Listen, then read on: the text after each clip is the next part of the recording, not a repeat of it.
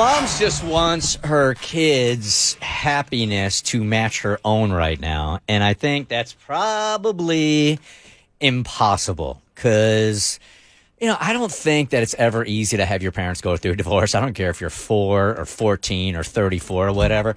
And in this particular case, this email is, they've been married for almost 30 years. So, all the kids are in pain, and mom's like, well, I'm happy now. Be happy. I found another guy already. Cassie's got the email. Hey, I have a family situation that I figured you could use for the show.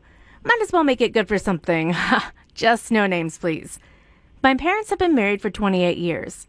My mom dropped the bomb that she was divorcing my dad a year ago in May. They had a rocky marriage, so it was understandable, but pretty surprising how quickly it happened and how closed she was to any effort towards reconciliation. Their divorce was finalized 3 weeks ago. She moved into a new home this weekend, her first since leaving our childhood home a year ago. It was supposed to be a, quote, new start with a cookout after a move-in with all of my siblings. We found out right before showing up to start moving that we'd be meeting her new boyfriend. That's always no tough. Heads up. Yeah. No heads up she was dating someone at all until it was sprung on us that we'd be meeting him. All my siblings expressed how we're uncomfortable and not ready to meet someone, especially since it was already bittersweet. But here's the kicker. When we found out who it is, it's the guy that's been a source of conflict in our parents' marriage for 10 years. It's the one guy my dad had been insecure about their whole marriage. According to Mom, she, quote, just started dating him when the divorce was finalized.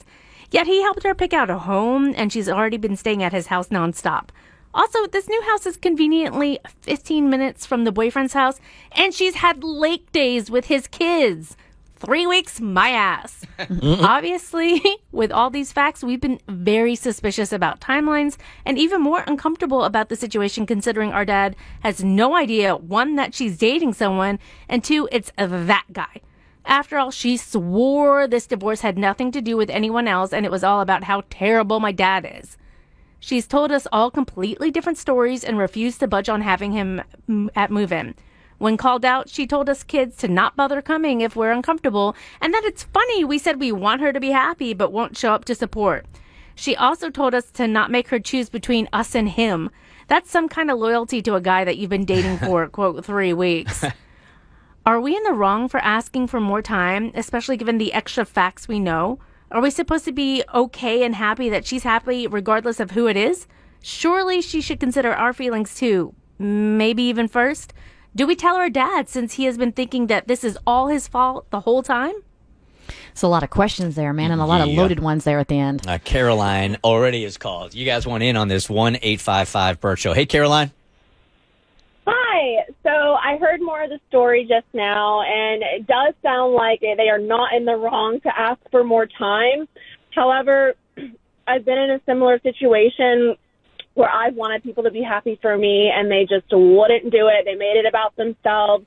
I think that I would just try to be there for your mom in this situation and try not to drive a wedge between you two, but definitely voice your concerns, but I wouldn't push it because at the end of the day, if something does happen, you want her to feel like she can come to you if it all blows up in her face.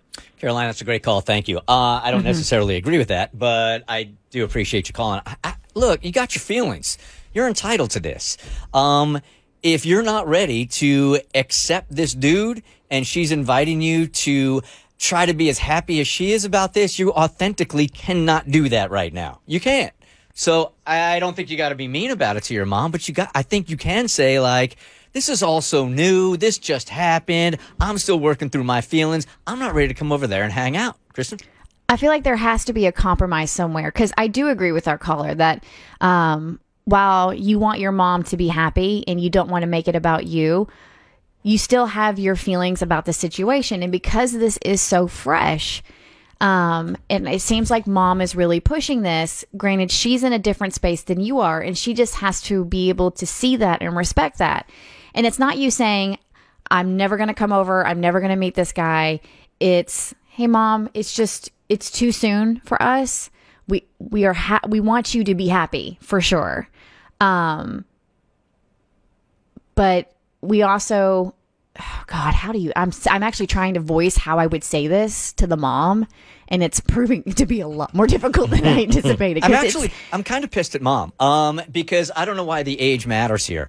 It doesn't. It doesn't matter, right? So you should keep your kids out of your divorce. They had nothing to do with it. They don't deserve that. So we would give that advice if we were talking about a 6-year-old or a 7-year-old. So why can't we give the same advice if the kids are 30 years old?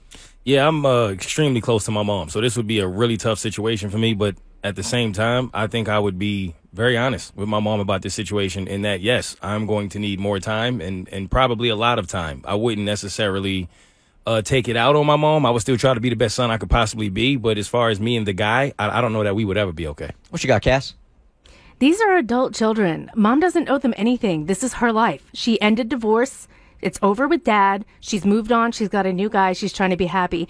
If you emotionally are not ready to be a part of that yet as a child, that's understandable. But you can't be mad at your mom for making the decisions that she made. Mm-hmm. The marriage is over. She's got a new guy.